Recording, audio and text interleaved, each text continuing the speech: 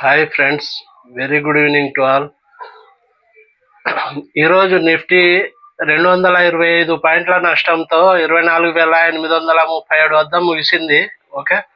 అలాగే సెన్సెక్స్ 721 పాయింట్ల నష్టంతో 81,463 వద్ద ముగిసింది. ఓకే. ఇండియా యూకే మధ్య ఫ్రీ ట్రేడ్ అగ్రిమెంట్ సక్సెస్ అయింది కదా నిన్న. అయినప్పటికీ ఇంటర్నేషనల్గా నెలకొన్న పరిణామాల నేపథ్యంలో ఇన్వెస్టర్స్ అప్రమత్తంగా వ్యవహరించారు. ఓకే.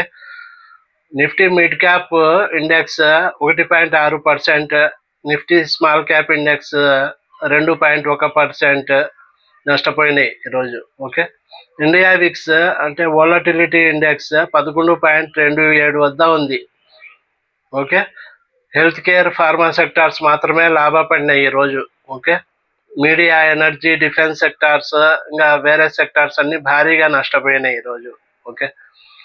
475 స్టాక్స్ అడ్వాన్స్డ్ ఎన్ఎస్సిలో ఈరోజు పెరిగినాయి. 470 స్టాక్స్ పెరిగినాయి. 2179 స్టాక్స్ తగ్గినాయి. 2179 స్టాక్స్ తగ్గినాయి. ఎక్కువ స్టాక్స్ తగ్గినాయి ఈరోజు ఎన్ఎస్సిలో. Okay. Cipla, SBI life insurance, Apollo hospital, doctor Reddy's top gainers ఈరోజు స్టాక్స్లో. Bajaj finance, IndusInd bank, Shriram finance, Bajaj auto top loser stocks. నష్టపోయినాయి ఈ స్టాక్స్ అన్ని. ఓకే. ఎక్కువగా స్టాక్ మార్కెట్స్ నష్టపోవడానికి కారణాలు చూద్దాం మనము. Okay. India America trade agreement ఆలస్యం కావడం ఒక రీజను. ఆగస్టు 1 డెడ్ లైన్గా ఉంది మనకు ఇండియా అమెరికాకు ట్రేడ్ అగ్రిమెంట్ సక్సెస్ కావడానికి. ఓకే. కాకపోతే ఫ్యూచర్లో లేట్ అవుతుందేమో తెలియదు మనకు. ప్రస్తుతానికి ఆగస్టు 1 డెడ్ లైన్గా ఉంది India US trade agreement. Okay. అది సక్సెస్ అయితే మనకు స్టాక్ మార్కెట్స్కు పాజిటివ్ ఆగస్టు 1లోగా. ఇంకా రెండోది విదేశీ పెట్టుబడుల ఉపసంహరణ. ఎఫ్ఐఐ సెల్లింగ్ చేస్తున్నారు. ఫారినర్స్ రోజు సెల్లింగ్ చేస్తున్నారు వేల కోట్లలో. అదొక రీజన్. జూలైలో ఇప్పటి వరకు ఎఫ్ఐఐస్ ఫారినర్స్ 28,528 కోట్ల విలువైన షేర్లను విక్రయించారు. ఓకే. జూలైలోనే. ఓకే. ఇండియన్ మార్కెట్స్ ఇంకా కాస్ట్లీగా ఉన్నాయని ఎఫ్ఐఐస్ భావిస్తున్నారు. ఓకే. ముఖ్యంగా స్మాల్ క్యాప్స్ రేట్స్ ఎక్కువ ఉన్నాయని, స్టాక్ రేట్స్ ఎక్కువగా ఉన్నాయని భావిస్తున్నారు ఎఫ్ఐఎస్. అదొక కారణం అని చెప్తున్నారు. ఓకే.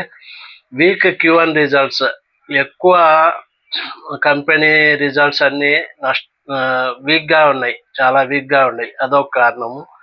టెక్నికల్గా నిఫ్టీ 50 ఇండెక్స్ 25,000 కంటే తక్కువకు రావడం అదొక కారణం. 25,000 కంటే తక్కువకు రావడం అదొక కారణం. ఓకే. స్టాక్ మార్కెట్స్ నష్టాల్లోకి పోవడానికి ఇంకా. ఓకే ఫ్రెండ్స్, ఇంకా ఇండియా అమెరికా డీల్ ఆగస్టు 1లోగా ఓకే అయితే ఓకే స్టాక్ మార్కెట్స్కు సానుకూలంగా ఉంటుంది. ఓకే. చూద్దాము, లెట్ us see. ఓకే. ఇంకా స్టాక్ మార్కెట్ న్యూస్ చూస్తే మనము ఇండియా అమెరికా డీల్ ఆగస్టు 1లోగా అయిపోవాలి, అదొకటి ఉంది. ఇంకా న్యూస్ చూద్దాము. కరూర్ వైశ్య బ్యాంక్ 1:5 రేషియోలో బోనస్ షేర్స్ ఆమోదం తెలిపింది. కరూర్ వైశ్య బ్యాంక్ 1:5 రేషియోలో బోనస్ షేర్స్ ఆమోదం తెలిపింది. 7 సంవత్సరాల తర్వాత బోనస్ ప్రకటించారు కరూర్ వైశ్య బ్యాంక్ వాళ్ళు. ఓకే. ప్రతి 5 షేర్లకు 1 షేరు బోనస్. ఓకే. మీ 5 షేర్లు డిమాట్ అకౌంట్లో ఉంటే 1 షేరు ఫ్రీ. ఓకే. Q1 రిజల్ట్స్లో 521 కోట్ల లాభం ప్రకటించింది. నెట్ ప్రాఫిట్ 521 కోట్లు కరూర్ వైశ్య బ్యాంక్ లాభం. ఓకే. అందుకు వీళ్ళు బోనస్ షేర్ ఒకటి ప్రకటించారు ప్రతి 5 షేర్లకు. ఇంకా ఇండియా యూకే FTA వల్ల భారత ఎగుమతుల్లో నిన్న సక్సెస్ అయింది కదా India UK free trade agreement. దీనివల్ల ఇండియాకు ఏం లాభం అంటే భారత ఎగుమతుల్లో 99% వస్తువులపై ట్యాక్స్ను బ్రిటన్ తగ్గించింది. ముఖ్యంగా ఐటీ రంగంలో 900 కంపెనీలు, 75,000 మంది ఇండియన్ ఐటీ ఎంప్లాయీస్కు ఊరట లభించింది ఇది ఫ్రీ ట్రేడ్ అగ్రిమెంట్ వల్ల. India UK free trade agreement వల్ల ఇంకా ఎస్బీఐ లైఫ్ ఇన్సూరెన్స్ Q1 రిజల్ట్స్లో 14% పెరిగిన కంపెనీ లాభం. ఈరోజు రిజల్ట్స్ వచ్చినాయి కాబట్టి ఎస్బీఐ లైఫ్ ఇన్సూరెన్స్ 3% వరకు పెరిగింది ఈరోజు stock. Net profit year on ఇయర్లో 14% లాభపడి 594 కోట్లుగా నమోదైంది.